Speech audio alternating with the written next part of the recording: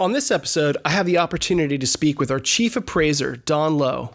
FundLoans recruited Don to assemble and oversee a panel of appraisers to ensure the highest quality appraisals when working with FundLoans.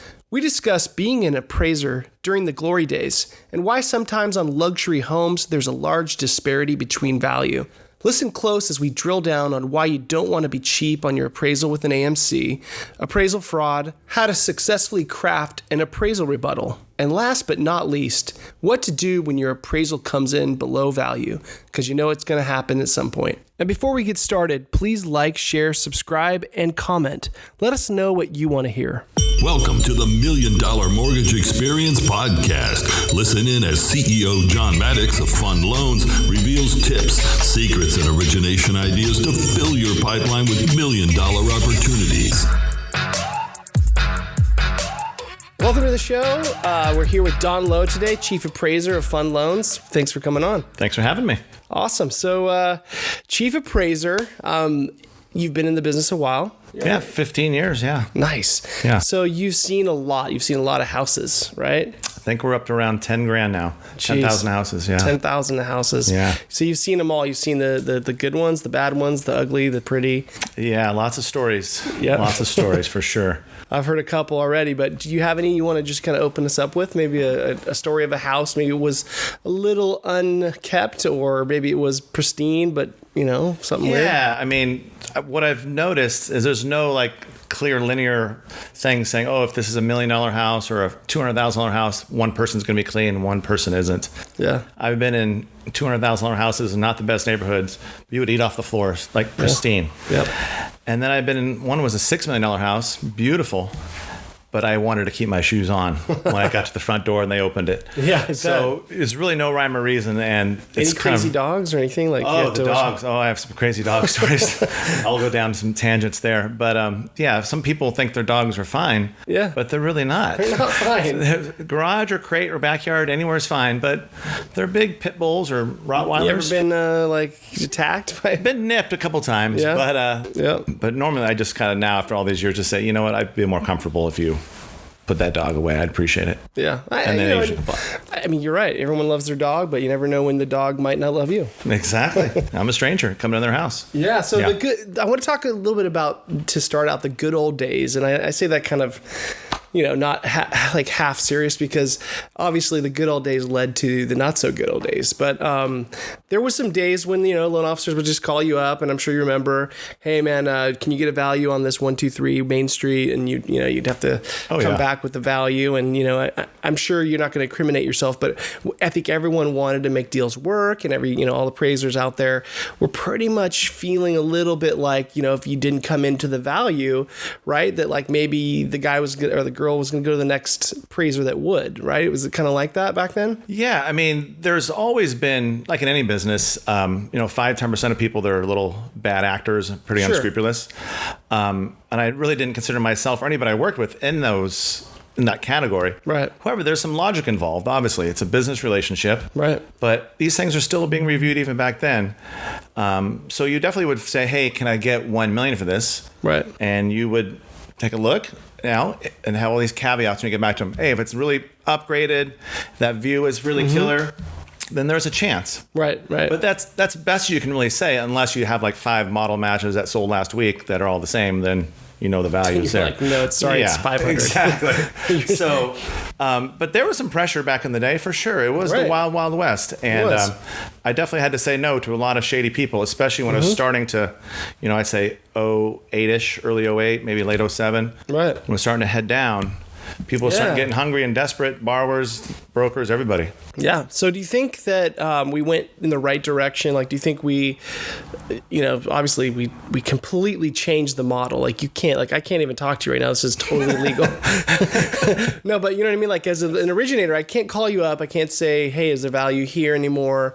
But like, what do you think we did the right thing as an industry? Like going in? Yeah, I see what your question is. There, just like any big mistake, the government came in and kind of overcorrected it. Right. So they started with the HVCC, Home Valuation Code of Conduct, And that made it sound like you had an AMC, appraisal management company, between the loan officer and the appraiser. Like a firewall. Like a firewall, which is fine. It's less pressure. However, it kind of morphed into the AMC becoming the most important player of those three players. Right. So the fees, when it was really slow, the AMC would charge the borrower $850, $900 for a regular house, pay the appraiser $275, $300, and keep $500. That's like extortion. It is extortion. And so they were getting bad appraisals or appraisers that wouldn't work for those fees.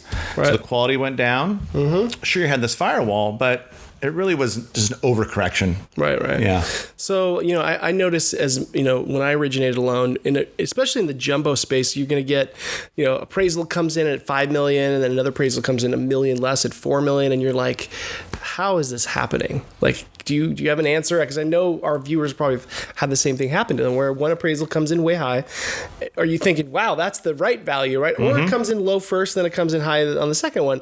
Because all the loans, when you're going over $1.5 million, you have to get 2 appraisals these days. So what do you think is going on there? Is it like just they both don't know what they're doing? Does one know what they're doing? The other one's, because I don't think they're pushing value really, because God forbid they push a value in something, because they don't have really an incentive to push value, right? I mean, an appraiser. No, there's no incentive to push value. Because everything's getting reviewed once, twice, 3, 4 times. Who knows? Right. All these models they have out there now. My opinion on why that happens a lot is kind of has to do a little bit with the AMC model still coming into play. Mm-hmm. And I myself will get, because you have a license and you cover a certain county, we'll get emails from these AMCs, fastest turn time, cheapest bid. Wow. And I've seen appraisals where the guy's getting $250 on an $8 million property, 8,000 square feet on the ocean in Laguna Beach. Jeez, but he might need the money, and so the appraisers, like if the rates are high and slow, you might do that. You might go do it, but you're not happy about doing it, no, right? And nor are you going to care or take the time necessary, because you're getting paid $20 an hour, basically. You get what you pay for. Exactly. So a lot of my former clients, when I had my shop all by myself, and that's all I did, would be direct lender types with their own appraisal desks. Right. It would not go through an AMC, just have like a portal they went through to keep it air compliant. Nice. Yeah. So you think that the AMC kind of did a disservice to the, I don't want to put you on the spot because I know AMCs are important to appraisers, right? It's like the feeder of most of everyone's business if you're an appraiser these days. But do you think that model really just kind of, did appraisers, did people quit like the appraisal business during that time? Or sure. Because it's like, I'm not doing this business for half the price. Very common, especially the older guys who were like, maybe we were hung on if it was a regular market. Yeah. But definitely people got out of the business, and not a lot of new appraisers coming into the business. Right. So it's a really old demographic. But now it's a lot better. I don't want to diss all AMCs, disrespect them, but I would say, 60 to 70% are like, how much profit can we gain as being this middleman? Well, they're a business, yeah. But the ones that are sustainable are the ones that have appraisers that they gain loyalty from, pay a fair fee to the borrower, fair fee to the lender. Yeah. Everybody wins. And there's some out there, but the majority are kind of the opposite. Because one of the things I see happening is you'll get an appraiser, like maybe a borrower will call me and say, hey, I have to tell you this appraisal thing went terrible, and it was the appraiser was like, they weren't even from the area, they were from like whatever, way far away, like maybe their house was on the water, but then the appraiser came in and he's from like way inland, has no idea about the market in that area. So like, what would you say? Has that happened quite a bit where like an AMC, like you said, they'll just throw out a bid, and then maybe a guy or girl from the inland area will just say, I'll come in for cheaper, where maybe the guy on the coast is 100%. That happens every day. So many appraisal orders that happens. Wow. So that's probably explains why. That's another factor. Cheap fee, quick turnaround time.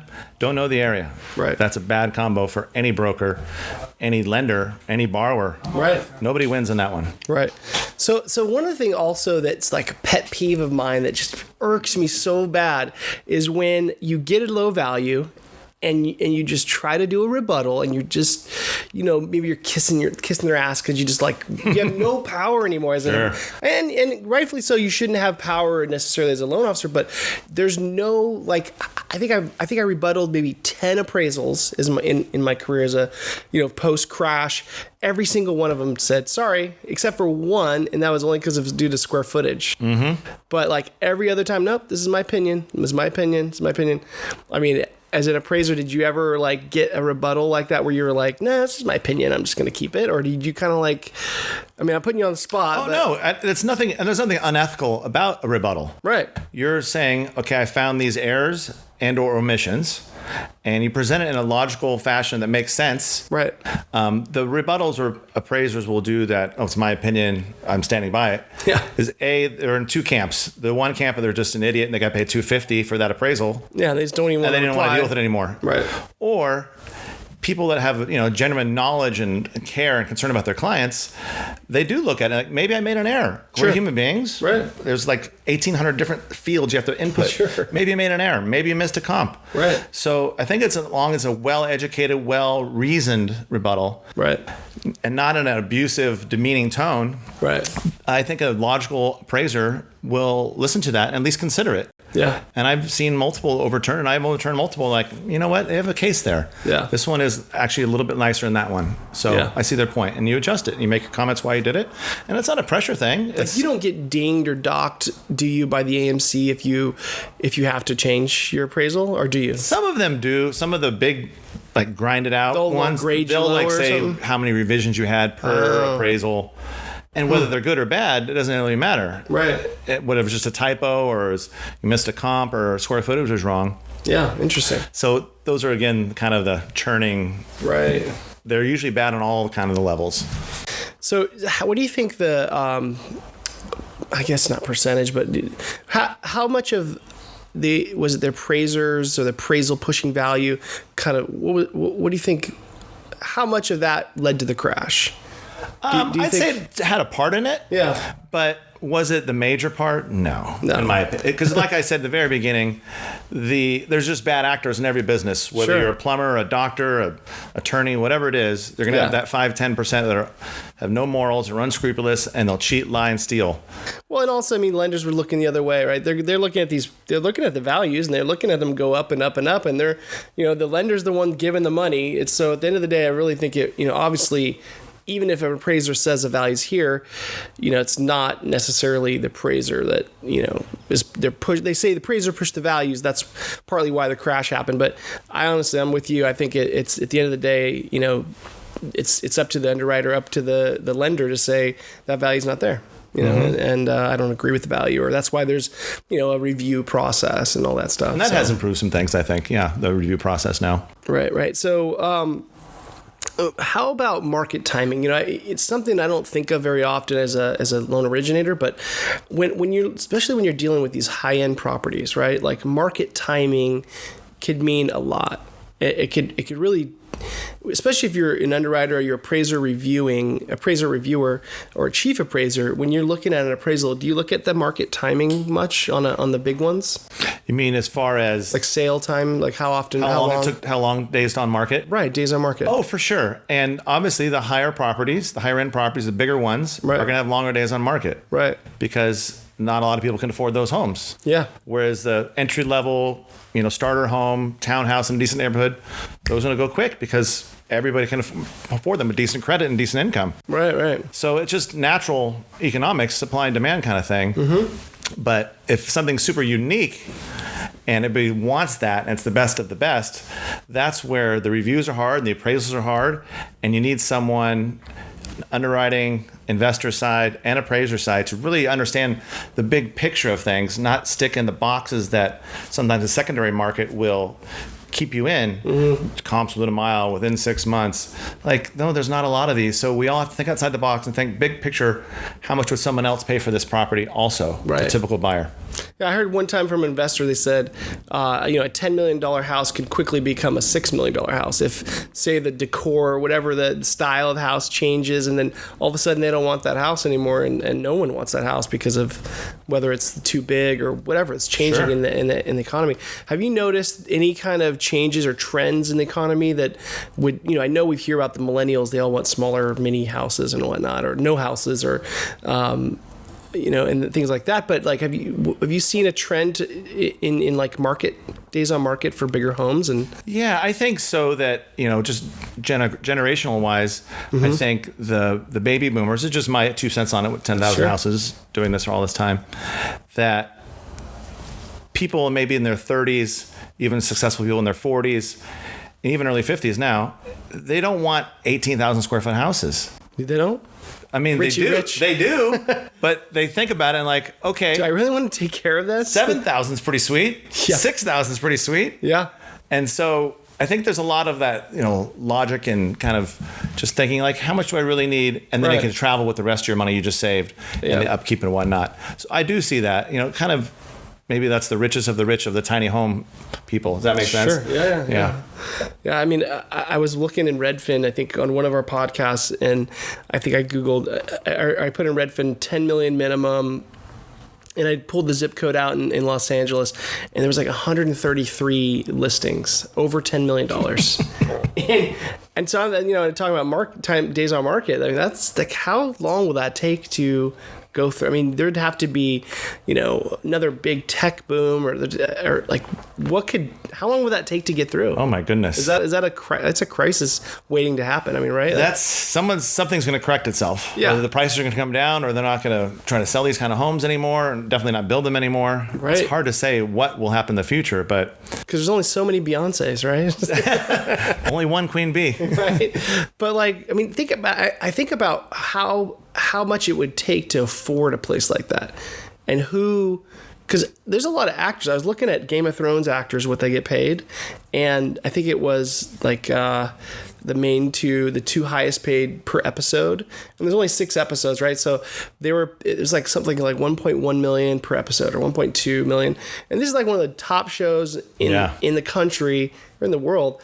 And, there's 6 episodes, so maybe they'll make $6 million, $7 million, and then after taxes, and they're not going to be able to afford an $18 million house. They're not buying those houses, no. No, and so, I mean, you're in LA, there obviously is a lot of foreign money, there's a lot of other people, but like, when you've gone through and seen big homes, like, who are these people? Are they just family money, wealthy, from your perspective? Take on it. There's usually 2 camps. It's family money, generational wealth, being passed down and being taken care of the entire time, or someone who hits it big on their business. Right. They build a business in Scottsdale or Chicago, wherever, sell it at 49, 50 years old. They don't want to stay there. They don't want to be there in the summer in Scottsdale or in Chicago in the winter. Right. And they move to LA, San Diego, Bay Area, Santa Barbara, and they just buy something in cash. They just got a check for $40 million. Right. I'll buy a house for 11, and I'll keep the other 29. That's good. Yeah. Yeah. Interesting stuff, man. So, let's see. What about values right now? What you're seeing? Your eyes are on appraisals every day, all day long. What are you seeing as far as the trends in the real estate market right now? Are you seeing any kind of softening? Is it just it's geographical? Is it geographical, like in different areas and pockets? Because everyone says like, some areas are going to always do great, like coastal, and then other areas like boomtown, like not boomtown, but like mountains where there's ski resorts, or where there's colleges and universities are always going to be a need for housing and things like that. Do you see? Are there any areas right now that you're seeing kind of some weakness right now? Besides the one that we just talked about, the 10 million? Definitely that range. But I think also once you get past like the upper middle class kind of thing, locally here in San Diego County, once you're above like 1.5, okay, that's where it kind of there's a lot less buyers, right? Because those are big mortgage payments, and you gotta qualify for those. True. And at a certain point, the median income isn't there, so 600,000, 700,000 all day long. But that's where I'm seeing the bigger supply. Again, it goes back to the supply. Right. Simple economics 101. There's this much supply, and there's only selling one of those every 6 months or every month for the $1.7 million house, right? How much can it sustain before it's a game of chicken? Yeah. And the guy like, I need to get out of here. I'm selling this for 1.3 instead of 1.6 like everybody else, and it's going to sell tomorrow. Right. So when does that game end? So to answer your original question, it's pretty flat overall. Yeah. Maybe a little bit of cost of living increase, 1-2% a year, right, locally and most nationwide, but it's not dropping, it's not crashing. Right. There's no signs of that. Yeah, I mean, because like you said, supply and demand. I mean, they haven't built too many houses, right? Like you have little pockets of little developments, but nothing crazy where there's like these massive developments with like 7 phases and 100 homes per phase. It's like there's none of that like that I know of. Well, there's no land left in Southern California, right? So it's all the new stuff. The builders I've talked to, it's all a lot of attached products, stuff people can get into and they can move and turn, make some profit on. What about condo? I remember back in 2005 when there was a huge shift to what were they called? Not condotels, but condo conversions. Conversions, yeah, for sure. Is that happening at all? Or? I haven't seen it since then. I've seen a couple smaller projects, but I think the rents being so high, have really like some guy owns his property or a REIT owns a property, and like, should we convert these? No, we're getting 5% more every 6 months for the last 8 years on rent. So let's just keep this going. Yeah, that's a good point. Like I heard on the news something like, I think San Francisco is like one of the top. I think they said San Diego. I don't know if this is true, but they said San Diego was one of the highest rental markets as far as like cost. I believe so, especially how much the median income in San Diego County versus the median rent versus San Francisco, more income, and higher rents obviously as well. So you get to see on appraisals, you get to see the rental income. Has that gone up like quite a bit? Cost for rents? Yeah, I mean across the board, 1 bedrooms up to big 8,000 square foot single family homes. Do you think that'll convert to people wanting to stop throwing money away on rent and buy a place? Like, what point does that continue to go up, right? To where all of a sudden they're like, geez, I'm paying so much in rent, I could afford a house. Like, I remember when that happened back in the early 2000s, and it was like similar where like people were like, well, shoot, I can afford a house now more than I could afford rent. Oh, for sure. I mean, to me, that's the logical play. Just compare the cost, tax write-offs.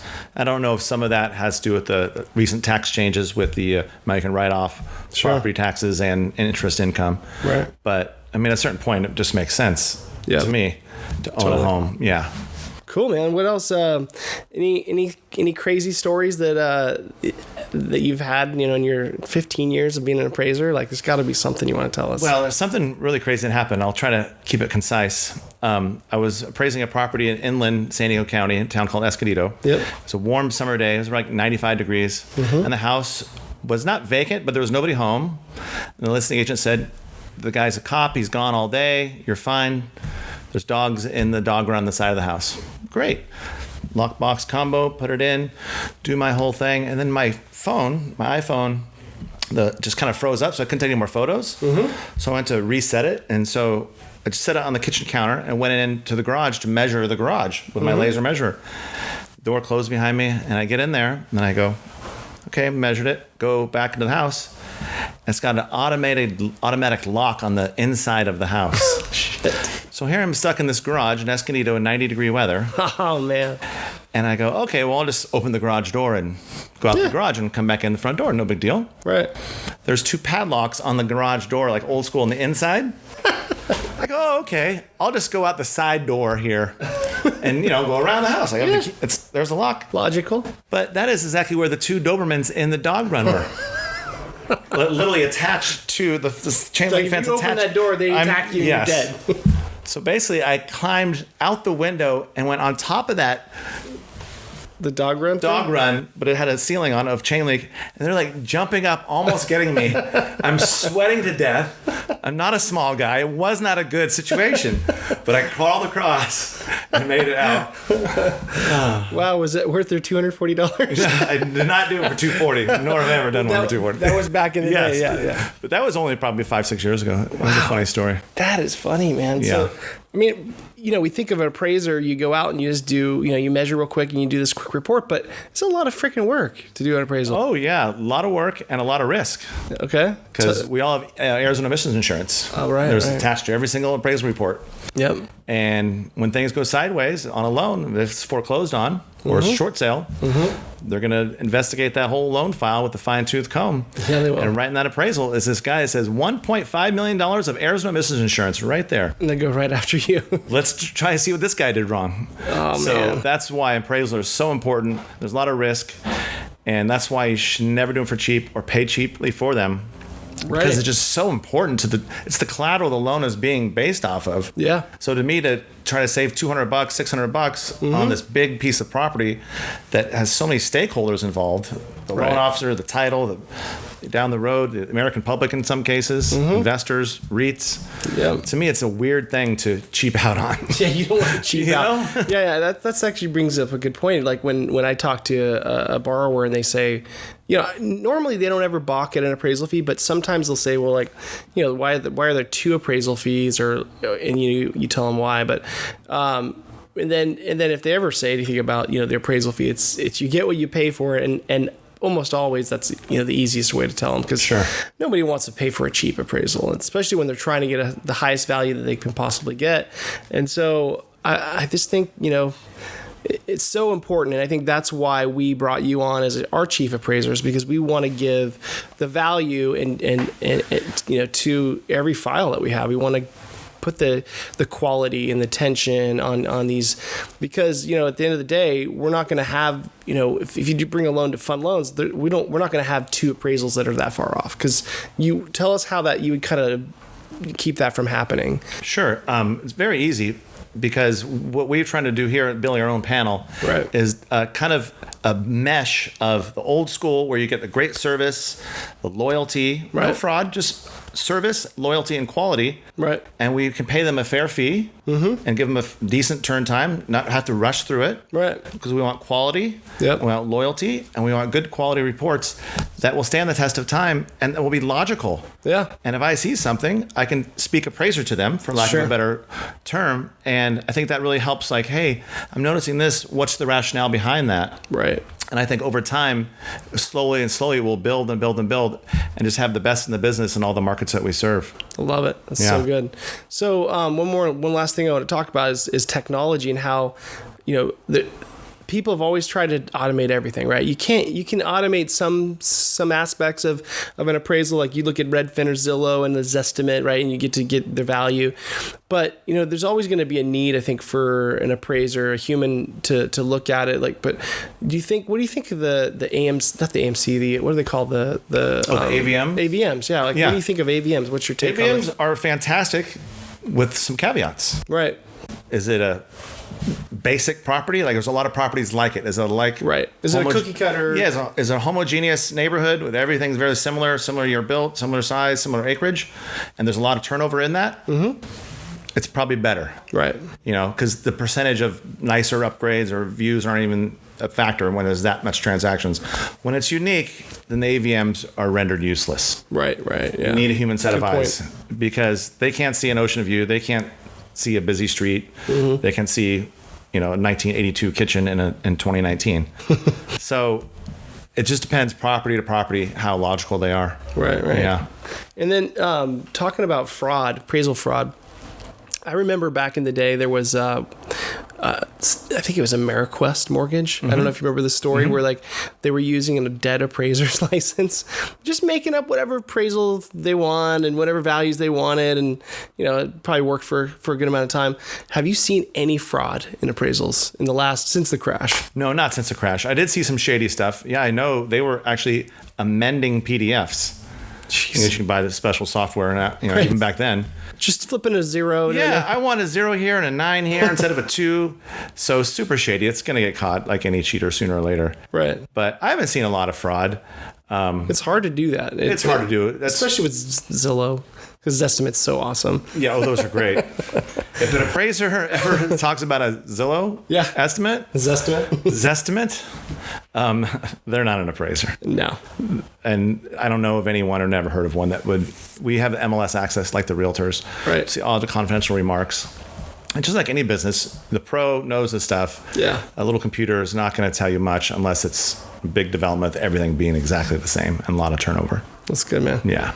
Anything else you want to leave us with to our brokers that are watching? Yeah. I mean, we're here for you. We, if a deal goes low, like you think it should have been $2 million and it's 1.8, and you have some decent comps, I speak appraiser. Yep. I think it's a great service that we give to our brokers, that like you're not just having a loan officer or a processor or an account manager saying, this value should be this because I think it should be. Right. No, we're going to have them with reason, with comparables, with good data, Yep. and a logical explanation of it to maybe give it a chance. I mean, they're going to sign it and they're going to agree to it or not. But at least if you speak their language Yep. and use professional terms and look like you know what you're doing, I think you have a better chance at it. And that's definitely something we can provide. That's awesome. Yeah. Well, glad to have you here, Don. Thank you. Appreciate you coming on. All right. That was fun. Thanks, John. All right, so it happens to the best of us. Appraisals sometimes come in low. What do you do when it comes in low? Is the deal dead? No, the deal's not dead. You get a HELOC. Our HELOCs go up to 90 LTV, up to $500,000, self-employed borrowers, 12 months bank statements. So don't worry if that appraisal comes in low. Either do a rebuttal, but if the rebuttal doesn't work, which sometimes they don't, get a HELOC from FundLoans. Thanks for watching. Thank you for listening to our podcast. If you guys are looking for more content like this, we have a FundLoans YouTube channel where we give away more tips, secrets, and origination ideas. You can also email us at info@fundloans.com. And if you've made it this far, I think it's safe to say you like our content. So please subscribe, share, and send us your scenarios. Let's fund loans together.